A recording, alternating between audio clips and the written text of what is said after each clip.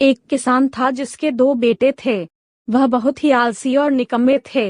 वह अपने पिता को कामकाज में हाथ बटाने के बजाय आलस किया करते थे, इधर उधर घूमते फिरते थे। किसान को अपने बेटों की बहुत फिक्र थी। वो सोचते थे कि मेरे मरने के बाद इनका क्या होगा, यह अपना पेट कैसे भरेंगे, अपने परिवार को कैसे संभाल पाएंगे। एक दिन किसान की हालत बहुत ही गंभीर थी। कहने का मतलब, किसान मरने की हालत में था। तभी किसान ने अपने दोनों बेटों को बुलाकर उनसे कहा कि हमारे खेत में एक खजाना गड़ा हुआ है, लेकिन वह किस जगह है उसकी जानकारी मुझे भी नहीं है, लेकिन खोदने बाद तुम्हें वो खजाना मिल जाएगा। इतना कहकर किसान भगवान को प्यारे हो गए।